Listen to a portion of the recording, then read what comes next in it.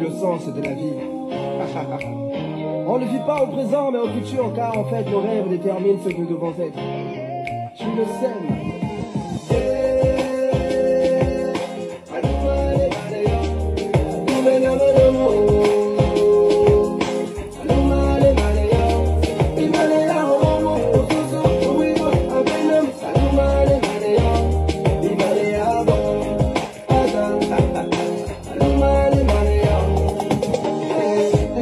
Se lève sur la terre des hommes, j'ai vu des frères et des sœurs descendre dans nos rues, c'était la liberté. Il paraît que mon ami n'a pas été réélu. Fini 50 ans de règne, fini la dictature. Je vis de la fierté chez nos pères, la joie chez nos mères, et l'espoir renaître chez nos frères et sœurs. Fini les crimes rituels, fini la gabegie, fini les fausses promesses, c'est une nouvelle ère.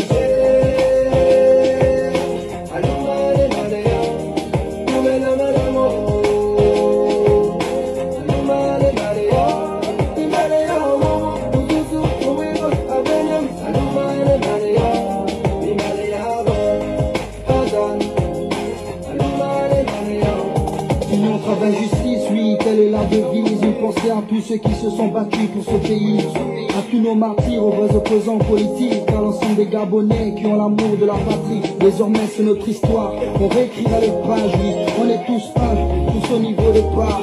Que tu sois d'ici ou enfant venu d'ailleurs, aime ce pays et serre-le avec le cœur. Tu le sais.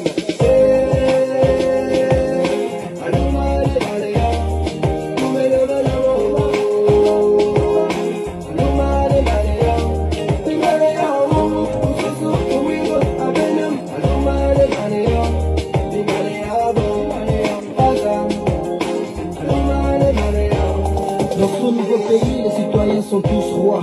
Riches ou pauvres, on a tous les mêmes droits. Ce pays est le nôtre, c'est la terre de nos ancêtres. Les richesses du sous-sol, c'est pour tous les Gabonais. Du nord au sud, de l'est à l'ouest, nous cultivons l'amour et le sens du partage. Que Dieu bénisse le peuple et la nation tout entière. Une nouvelle ère se lève pour bénir le prince de paix.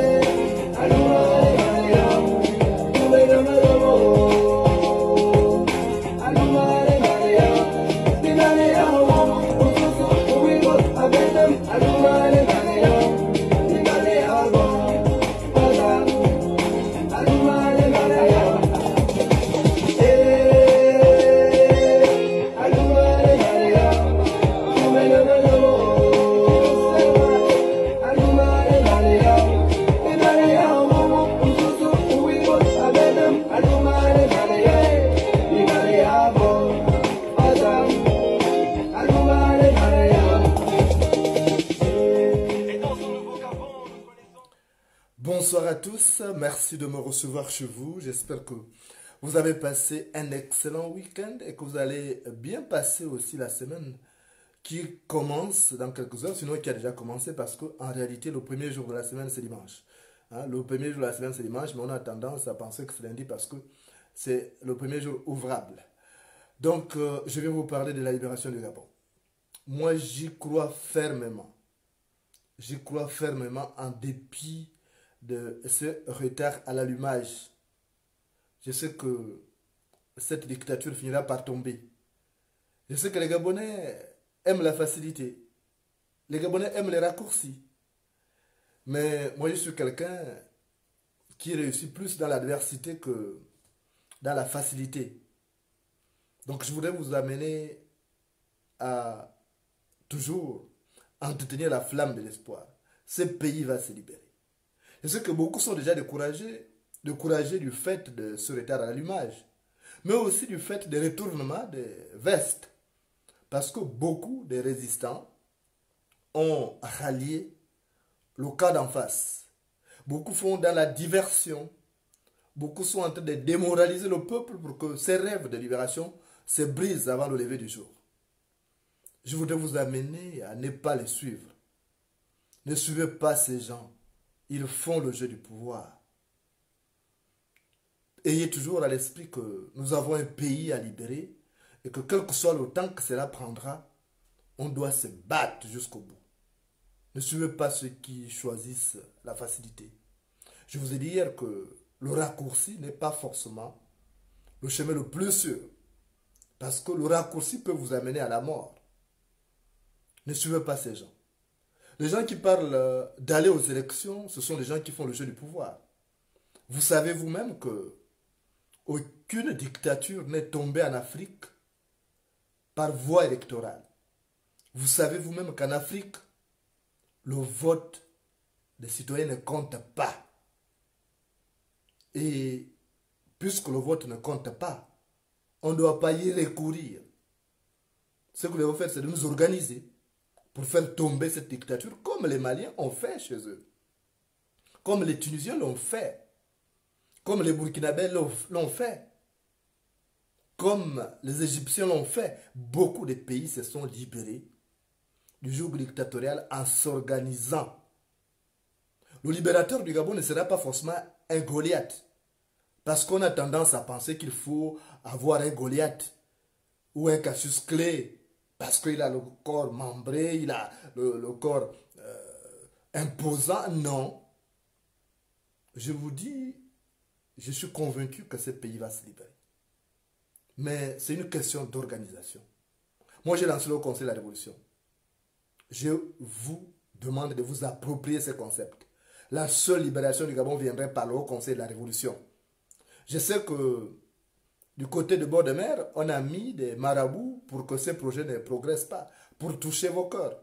Quelqu'un me l'a dit, qu'on a tout fait, on a verrouillé, ils ont fétiché pour que les Gabonais ne puissent pas cotiser. Mais puisqu'on est déjà au courant, alors ces fétiches est voué à l'échec. Parce que tout ce qui est dénoncé est voué à l'échec. Ils ont vu que c'était une menace pour leur pouvoir. Et ils savent que je suis quelqu'un de déterminé. Donc ils utilisent ça. Maintenant, les fétiches ne peuvent pas constituer leur pilier en permanence. C'est maintenant aux Gabonais de prendre leurs responsabilités en disant nous avons trop souffert. Regardez l'état dans lequel se trouve le Gabon aujourd'hui. Regardez l'état dans lequel se trouve notre pays. Regardez le chômage. Radio France Internationale, RFI, parlait même de ça, je crois, dans sa livraison du jour. J'ai vu même un reportage sur le site de RFI qui parle de la misère à Port-Gentil. Et Port-Gentil n'est qu'un échantillon. Mais tout le Gabon est touché par la misère. La misère frappe à toutes les portes. Nous n'allons pas attendre que le Gabon devienne comme Haïti pour réagir. Les choix les plus importants doivent se faire avant le temps où l'expérience éclaire le jugement. Donc, ne suivez pas les gens qui viennent vous dire oui, on doit aller aux élections en 2023 ou bien non. La dictature ne partira pas par voie électorale. Nous l'avons essayé. Il y a eu des opposants qui étaient mieux organisés que nous. Je ne connais pas un opposant qui était mieux organisé que Paul Mbabessol. Parce que Paul Mbabessol avait tout un gouvernement. Paul Mbabessol avait des spécialistes dans chaque domaine.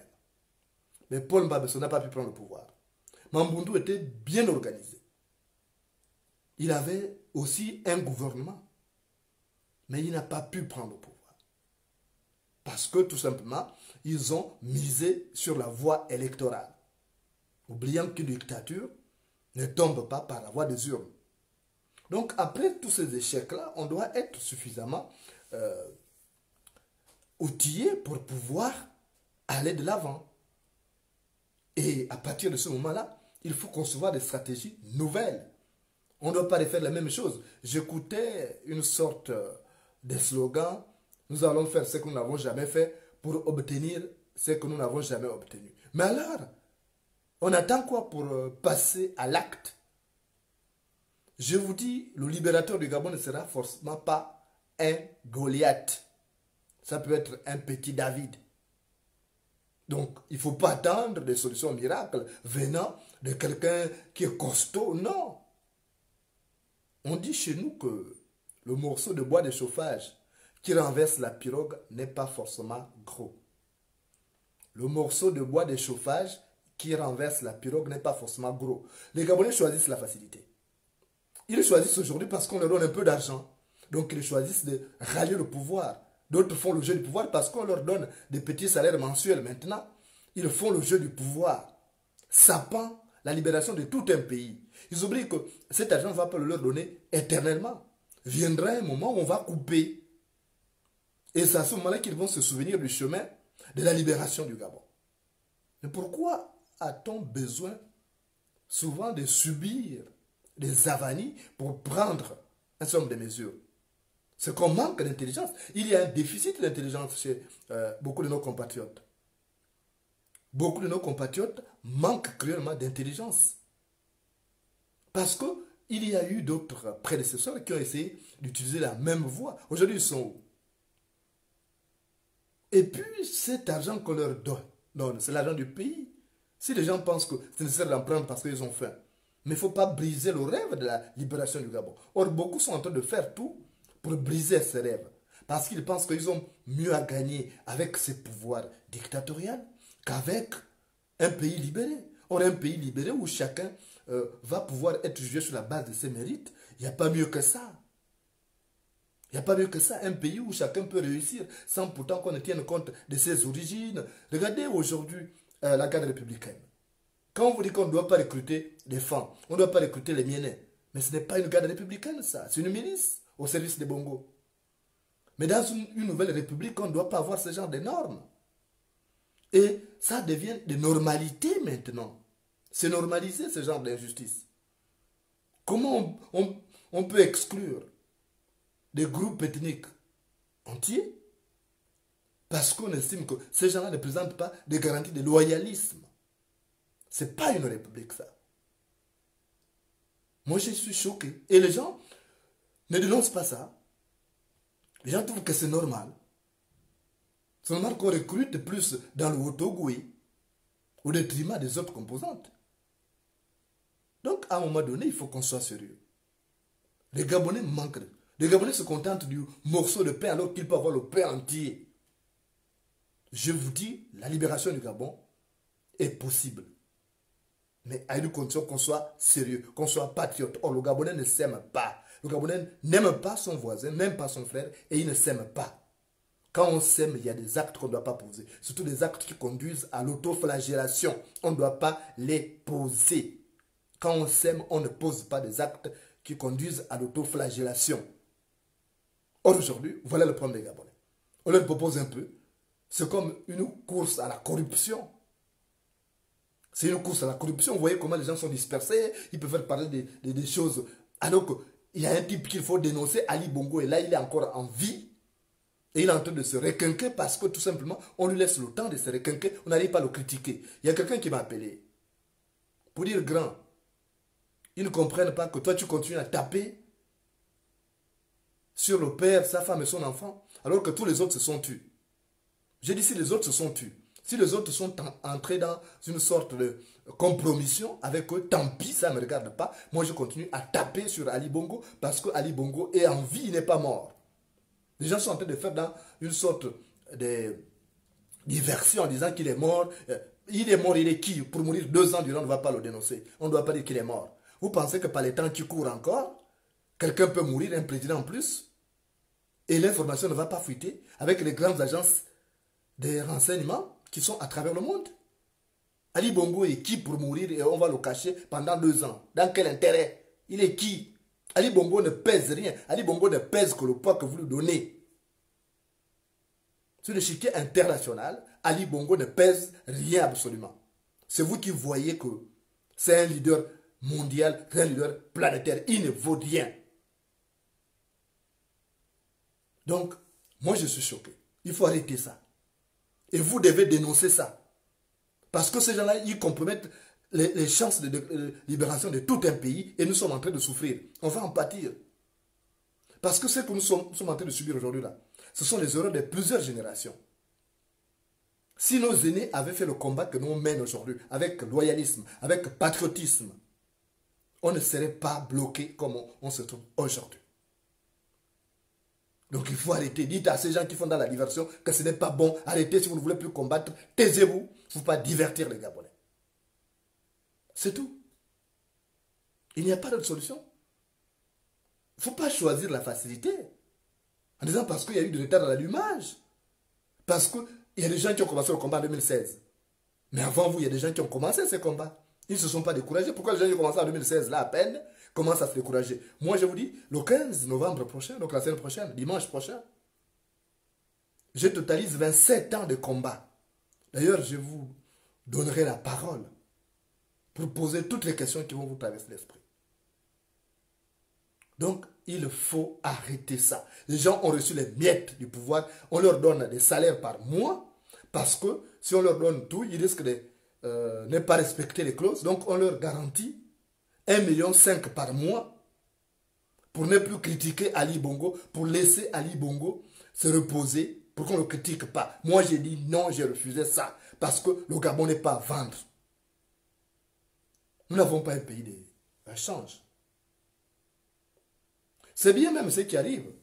Vous savez, on dit en philosophie que dans toute misère humaine, il y a toujours quelque chose à prendre. Même une mauvaise affaire peut apporter un minimum d'expérience. La leçon est utile parce qu'elle servira dans les prochaines occasions. Donc le fait que Jean Ping n'ait pas pris le pouvoir à temps, c'était bien. Vous savez, il n'y a pas meilleur facteur qui permet de distinguer le vrai du faux que le temps. On dit souvent que le temps est le second nom de Dieu. Il aura fallu qu'il ait ce retard à l'image pour qu'on sache qui est vrai et qui est faux. Parce que si Jean Ping avait pris le pouvoir, on se serait retrouvé avec tous ces ramassis-là autour de lui, en train de reproduire les mêmes erreurs que les bongos ont reproduit. Parce que nous avons tous les germes du bongoïsme dans le sang. Faire du chantage, aller prendre un peu d'argent, vendre le pays, ça c'est du bongoïsme ça. Heureusement que Jean Ping n'a pas pris le pouvoir. Ne voyez pas ça en mal. C'est Dieu qui a permis qu'on puisse discerner les vrais patriotes, les bons patriotes. Parce qu'on se serait retrouvé avec tous ces résidus politiques, tous ces bâtards politiques, on se serait retrouvé avec eux. Et ils auraient reproduit les mêmes erreurs que le pouvoir Bongo. Donc c'est bien aussi que ces retards soient arrivés, parce que c'est en train de trier. Il n'y a pas meilleur facteur qui trie les bons des mauvais que le temps. Et le temps est en train de trier tous ceux qui sont mauvais. Et vous allez le découvrir. Je vous dis, c'est avec le temps qu'on découvre la gale qui est à la fesse. C'est avec le temps qu'on découvre la gale qui est à la fesse. Donc vous-même, jugez. Voyez comment les gens sont. Les gens sont dispersés. Quand ils viennent parler des sujets vraiment de diversion. Des sujets dilatoires. Et ne les suivez pas. Les gens qui font dans la diversion ne les suivez pas. Nous avons un pays à libérer. On ne va pas se contenter des friandises parce que le pays est à libérer. La vache qui court se nourrit peu. La vache qui court se nourrit peu. Donc n'attendez pas que le libérateur du Gabon soit un Goliath. Non, le libérateur du Gabon ne sera pas forcément un Goliath. Ça peut être quelqu'un d'insignifiant. Si les gens avaient suivi le lieutenant Kelly Ondo, on serait loin. Mais les gens sont restés chez eux. Même si on dit qu'il a été instrumentalisé, d'accord. Mais on aurait pu capitaliser cette instrumentalisation-là pour libérer le pays. Souvenez-vous quand nous étions enfants. Quand nous étions enfants, il y a des jeux qu'on faisait, après elles débouchaient sur des vraies bagarres. Il y a des jeux qu'on faisait qui débouchaient sur des bagarres. Moi j'ai joué au billes et il y avait un jeu qu'on appelait le bourre, qui consistait à donner le nombre de billes convenu à l'adversaire quand il te battait. Mais parfois on n'acceptait pas. Et on finissait par se donner des coups de poing sur la figure. Et c'était des véritables bagarres qui marquaient la fin de cette partie de jeu. Donc même si le lieutenant Kelly a été instrumentalisé comme on nous l'a fait croire, mais quand il a dit sortez, Gabonais, faites ceci, mais on aurait pu capitaliser ça si on avait des vrais militaires, si on avait des patriotes, on aurait pu capitaliser l'appel du lieutenant Kelly Ondo pour libérer ce pays. Le pouvoir était par terre.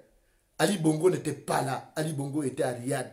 Enfin, il était en Angleterre ou au Maroc, on ne sait pas exactement. Mais je sais qu'il était au Maroc quand ça s'est passé. Donc on aurait pu libérer le pays. Le problème c'est que le Gabonais attend que tout tombe du ciel.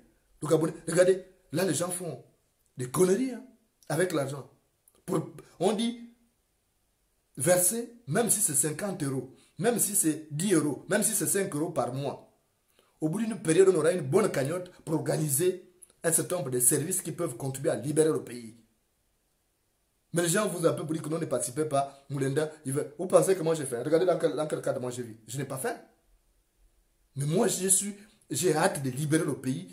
J'ai hâte de voir le Gabon libéré pour que je rentre chez moi parce que mon avenir c'est au Gabon. Ce n'est pas en Europe.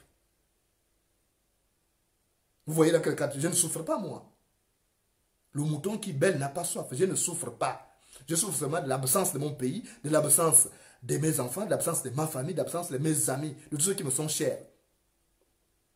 Mais je ne meurs pas de faim. Or, au Gabon, aujourd'hui, on manque de nourriture. On manque de tout même. Donc, j'ai mal. J'ai lancé le Haut Conseil de la Révolution, mais il y a des canards boiteux qui sont en train de saper ça pour vous appeler. Non, ne participez pas, ne faites ça. Et vous le suivez. Mais vous faites du mal à vous-même, ce n'est pas moi. Vous faites du mal à vous-même. Moi, j'ai la possibilité, moi, de faire la politique à l'extérieur où je suis. Je suis devenu un citoyen du monde. Sauf le Gabon, c'est mon pays parce que c'est la terre de mes aïeux, c'est ma patrie. Mais arrêtez, je ne suis plus un citoyen gabonais, moi. Je suis un citoyen du monde. Mais je me bats par patriotisme. Donc, quand je lance une initiative, n'aidez pas ces canards boiteux à affaiblir cette initiative. Et la libération du Gabon ne viendra pas forcément d'un Goliath. Ça viendra peut-être d'un David. Le petit Keri Hondo, c'était un enfant de rien du tout. Mais si on l'avait suivi, on aurait libéré le pays. Même si on dit qu'il était instrumentalisé. Mais il fallait capitaliser ça. Il fallait transformer ça en vrai coup d'État pour libérer le pays. C'est ça. Or, malheureusement, les Gabonais sont là. Ils attendent que Dieu tombe du ciel. Que Dieu vienne leur dire, donc, voilà, prenez ceci. Mais c'est trop facile. Et cette dictature ne partira pas comme ça s'il n'y a pas une action forte. Je vous dis souvent que lorsqu'un serpent s'enroule autour d'une calebasse, il n'y a pas d'autre moyen que de casser la calebasse. Lorsqu'un serpent s'enroule autour d'une calebasse, il n'y a pas d'autre moyen que de casser la calebasse. Ça, je vous le dis tous les jours.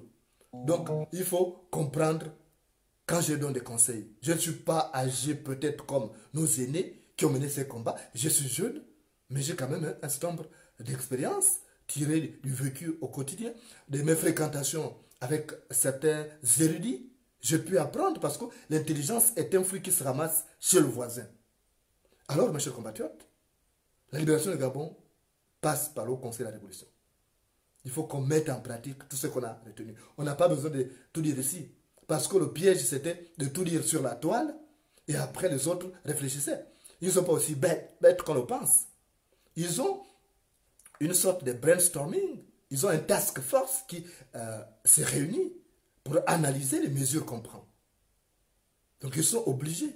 Et n'attendez pas que ce soit quelqu'un d'âgé qui a la barbe jusqu'ici, qui viendrait vous donner des orientations. Un leader peut être quelqu'un de jeune. Un libérateur peut être un jeune de rien du tout. Je vous ai pris l'exemple du lieutenant Keri Hondo. Mais comme c'est un jeune, on n'a pas voulu le suivre. Si c'était un général là, les militaires auraient suivi. Mais comme c'est un jeune, et pourtant les autres pays ne se sont pas libérés forcément avec les généraux. Thomas Sankara, quand il avait pris le pouvoir, il avait quel grade? Dadis Camara, quand il a pris le pouvoir en Guinée, Conakry, il avait quel pouvoir? Donc il faut comprendre que vraiment, on n'a pas besoin forcément d'attendre les généraux. Les généraux sont compromis déjà. Ils ont chacun un salaire qui varie entre 10 et 20 millions de francs CFA par mois. Donc, eux, ils ne peuvent pas enlever un pouvoir comme ça, ne sachant pas que, enfin, on aura un Gabon meilleur demain. Pour eux, le Gabon meilleur, c'est celui qui leur donne le salaire de 20 millions par mois. Tant pis, même si les autres meurent de faim, même si les autres meurent d'inanition, ce n'est pas le problème de ces généraux. On vous dit souvent que lorsque ton voisin souffre d'un point de côté, sa douleur ne vous empêche pas de trouver le sommeil. Lorsque ton voisin souffre d'un point de côté, sa douleur ne t'empêche pas de trouver le sommeil. Donc eux, ils s'en foutent, ils s'en tamponnent le coquillard. Il ne faut pas suivre ces gens-là. C'est pourquoi il faut travailler avec quelques bonnes volontés. Tout le monde n'est pas corrompu.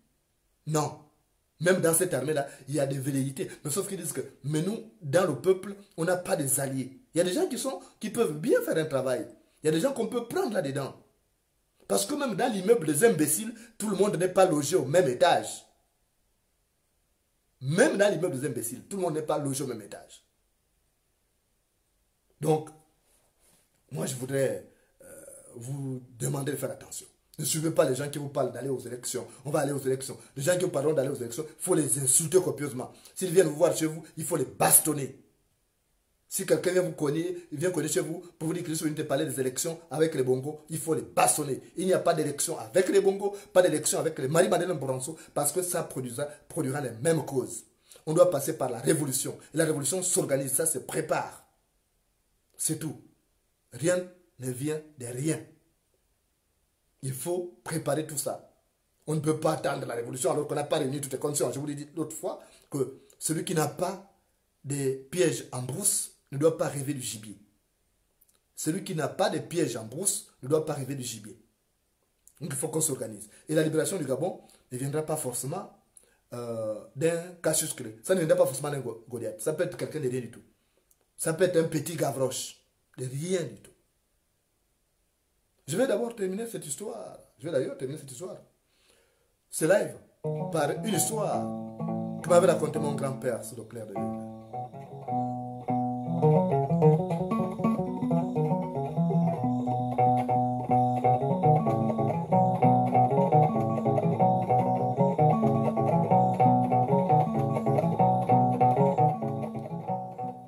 Dans un village, il y avait un homme.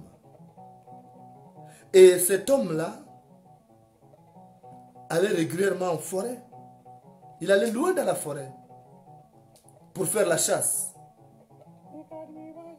Parce qu'il tenait absolument à ramener du gibier au village pour nourrir sa famille et nourrir les autres villageois parce qu'il avait un grand cœur. Cet homme-là allait parfois seul, parfois accompagné de ses enfants. Parce qu'il avait déjà 2 grands garçons. Il avait son premier fils, qui s'appelait Dirondi. Et après, il avait aussi son deuxième fils, qui s'appelait Pogo. Cet homme lui-même s'appelait Mumbina. Et il avait décidé d'aller donc un jour en brousse, loin, parce qu'à force de tuer les gibiers dans les forêts environnantes, ces gibiers s'étaient réfugiés plus loin. Et Mumbina est donc parti ce matin-là pour aller en brousse, avec l'idée de revenir. Et quand Mumbina est allé loin dans la forêt, il a dépassé les frontières habituelles. Il est tombé sur un groupe d'aborigènes qui sacrifiaient souvent des humains, qui capturaient des humains, qui les offraient aux génies et qui les mangeaient aussi parce que c'était des buveurs de sang. Donc Mumbina a été capturé. Et quand Mumbina a été capturé, ils l'ont amené chez le chef des tribus. Ils l'ont gardé là-bas en attendant d'être sacrifié. Le soir est venu, il n'est pas rentré chez lui parce qu'il était pris en otage par le chef de tribu. Et qu'est-ce qui s'est passé?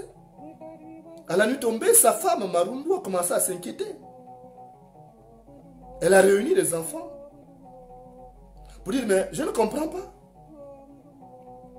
Votre père est parti depuis le matin, il n'est pas rentré. Je m'inquiète pour lui. Peut-être a-t-il été agressé par un animal féroce. Peut-être a-t-il été pris en otage par d'autres chasseurs. Et c'est comme ça que Marundu a dit à ses enfants, il faut qu'on réfléchisse. Et le premier garçon, donc Dirondi, qui était fort, parce que Dirondi, contrairement à Pogo, son petit frère, Dirondi était fort. Seulement, il était fort, mais il était bête. Il n'était pas intelligent comme son petit frère. Donc Ligondi, comme il était costaud, c'était un bagarreur. Il a dit, je suis mon père. Je vais aller voir ce qui se passe là-bas. S'il a été pris en otage par les tribus qui mangent les hommes là, moi je vais le libérer. Je vais livrer une guerre là-bas. Et c'est comme ça que Ligondi a pris son arme. Il est parti en brousse. Malheureusement, arrivé là-bas, lui aussi il a été capturé et gardé chez le chef de tribu. Et c'est comme ça qu'il n'est plus reparti le soir à la maison. Donc, ne sont restés à la maison que Marundu et le petit Porou, qui lui était chétif, n'avait pas un grand corps, n'était pas un bagarreur. Et ne voyant pas son grand frère rentrer, il a dit à sa mère, maman, papa est parti, il n'est pas rentré. Mon grand frère l'a suivi, il n'est pas rentré. Moi, je m'avais voir, je m'avais les libérés, ils doivent être pris en otage. Je ne pense pas que ce soit une bête féroce. Une bête féroce ne peut pas tuer papa et mon grand frère à la fois. Ils ont dû être capturés par les chefs de tribu là. Il faut qu'ils se débarquent dans leur hutte là-bas. Allez libérer. Mais Marundu a dit à son fils Porou, il a dit, Porou, qu'est-ce que toi tu peux? Déjà ton père c'est un brave homme. S'il n'a pas pu se libérer de lui-même, c'est pas toi qui peux le libérer. Si ton grand frère qui est un grand bagarreur, qui a les talents de votre voisin Gikafi, il n'a pas pu aller libérer le père, c'est pas toi le petit chétif qui peut aller libérer le père. Reste, sinon toi aussi tu ne vas pas revenir jusqu'à de partir à jamais. Le petit Porou était là, il a dit non, maman, moi je m'en vais. Si on doit mourir nous tous, on doit mourir nous tous. Mais moi je sais que je vais les libérer. Il a pris rien que son couteau et il a pris le chemin de la brousse pour aller au village des mangeurs d'hommes là. Donc dès qu'il a pris le chemin, il a emprunté une route sinueuse. Il est entré dans une forêt dense et étagée. Après, il a aperçu un lion. Quand Porou a vu le lion, il a tremblé. Il a dit, mais le lion là va me tuer. Donc il est monté sur un arbre pour échapper au lion. Mais depuis là où il était sur les branches, il a vu que le lion là saignait à la patte. Il a dit, mais qu'est-ce qui est arrivé à ce lion? Il est redescendu. Il a commencé à prononcer des paroles mielleuses, des propos lénifiants pour dompter le lion. Il a dit, mais qu'est-ce qui t'est arrivé, bon sang? Moi, je vais te sauver. Et quand il s'est avancé du lion, il a remarqué qu'il y avait une épine qui avait transpercé le lion à la patte, qui saignait. Et Porou a dit, je ne te fais aucun mal, je te fais du bien. C'est pas bien ce qui t'est arrivé, je t'enlève cette épine. Et Porou a enlevé l'épine à ce lion. Le lion l'a remercié parce qu'à l'époque, les hommes et les animaux se parlaient. Il y avait un langage hermétique qui leur était propre. Mais le lion lui a dit, tu m'as rendu un grand service. Je vois que tu es petit. N'importe qui peut te dévorer. Tu peux être la proie de n'importe quel bourreau. Alors tu m'as aidé. Voilà. Il a arraché, le lion a arraché un poil sur son corps. Il a dit, voilà ce poil-là. Si tu veux être fort comme moi, il suffit d'utiliser ces poils-là, en disant que ces poils-là me rendent fort comme le lion, que je devienne un lion.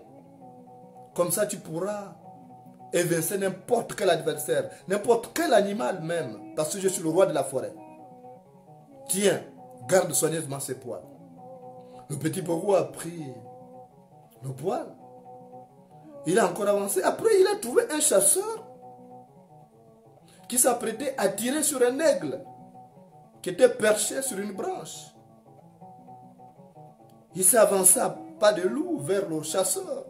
Et au moment où le chasseur tentait de tirer, il a basculé le bras. Il a dit, mais tu veux tuer l'aigle là, il t'a fait quoi? Et la balle est partie à côté. La balle n'a plus atteint l'aigle. L'aigle a suivi le geste. Il savait que c'est le petit Porou qui l'avait aidé. Donc il a suivi le petit Porou un peu plus loin. Quand il s'est éloigné du chasseur, il s'est posé. Il a dit, merci, c'est toi qui m'as sauvé la vie. Parce que le chasseur là voulait me tuer. Alors, je te dis merci. Mais en retour, je te donne une plume. Si jamais tu as un problème, tu dis seulement, j'ai envie de devenir comme l'aigle. Rapidement, tu peux barrer de n'importe quel lieu, à la vitesse d'un aigle. Garde soigneusement cette plume. Le petit Porou a pris la plume. Il a mis dans sa gibecière. Il a continué son chemin.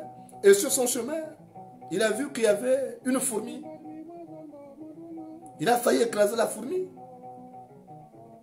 Et quand il a vu la fourmi, il s'est abstenu. La fourmi s'est arrêtée. Il a dit, mais je vois que tu es petit, mais il te manque un pouvoir. C'est le pouvoir de disparaître ou de passer incognito, même parmi les ennemis.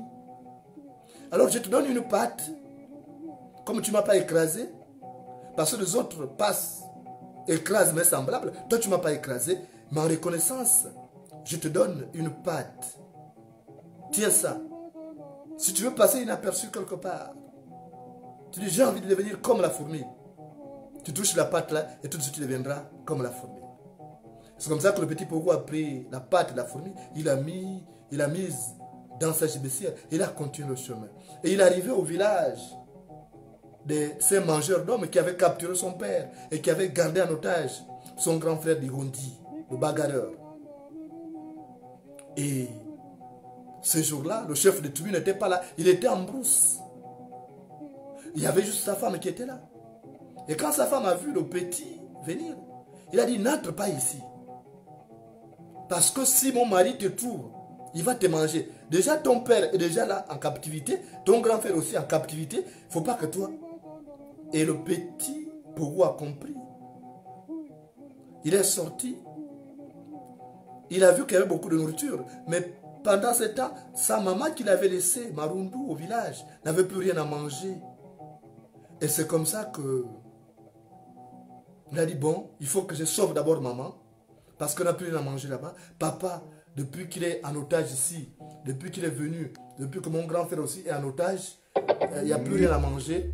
Donc, il a pris le pouvoir de la fourmi à partir de la patte et il est passé inaperçu. Il a volé assez de victuailles et assez de nourriture et il a pris le pouvoir de l'aigle.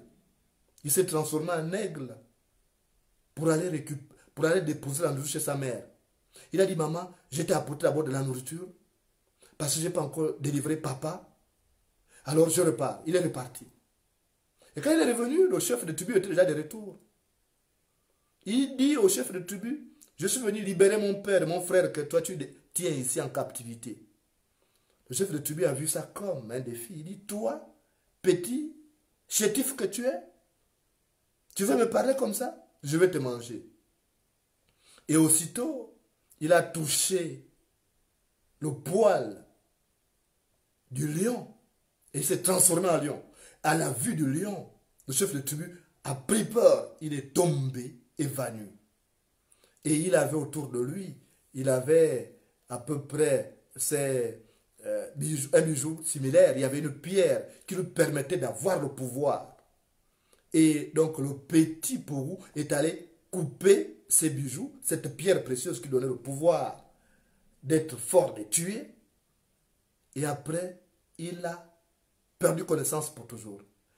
Il a sauvé son père, il a sauvé son frère, et ils sont tous rentrés chez eux, au village, sans pourtant crier garde parce qu'il avait reçu sa mission qui était de libérer son père et son grand frère. Et pourtant, on avait douté de lui. On pensait que c'est un petit, il est chétif, il n'avait pas la force.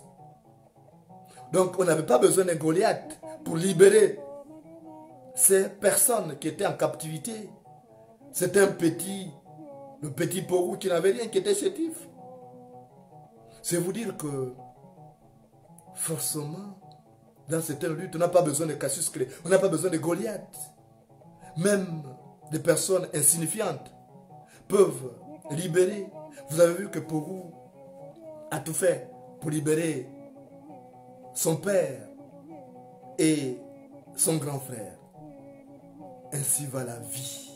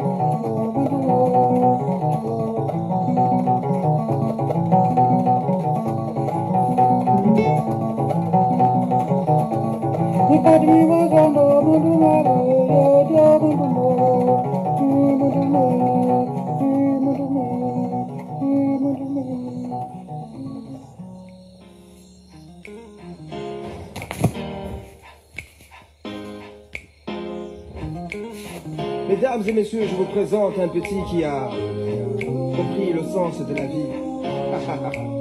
On ne vit pas au présent, mais au futur, car en fait, nos rêves déterminent ce que nous devons être.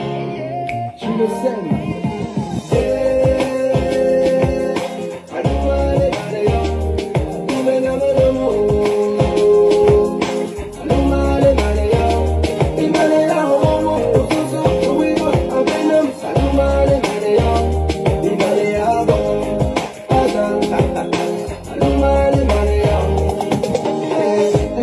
Se lève sur la terre des hommes, j'ai vu des frères et des sœurs descendre dans nos rues, c'était la liberté. Il paraît que mon ami n'a pas été réélu. Fini 50 ans de règne, fini la dictature. Je vis de la fierté chez nos pères, la joie chez nos mères, et l'espoir renaître chez nos frères et sœurs. Fini les crimes rituels, fini la gabegie, fini les fausses promesses, c'est une nouvelle ère.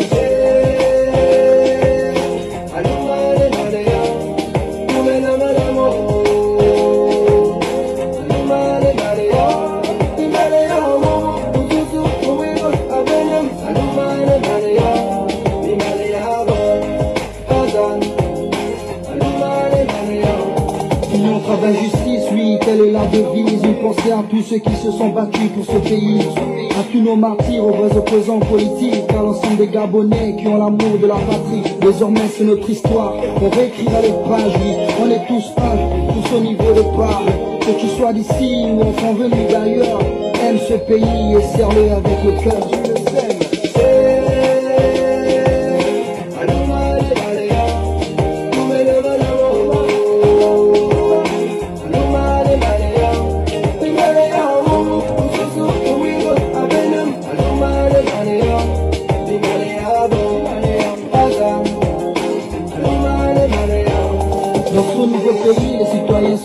droits. Riches ou pauvres, on a tous les mêmes droits. Ce pays est le nôtre, c'est la terre de nos ancêtres. Les richesses du sous-sol, c'est pour tous les Gabonais.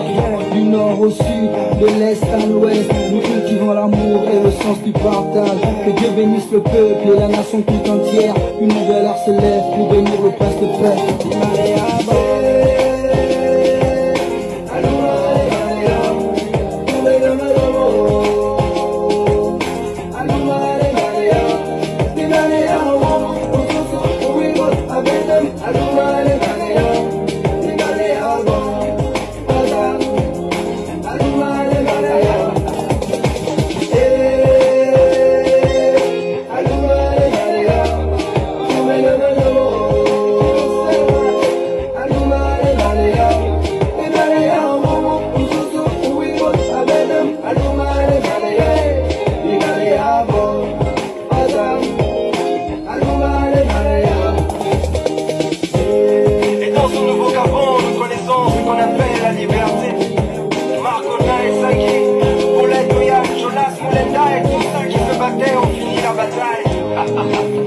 Elle est gagnée, nous la roquée.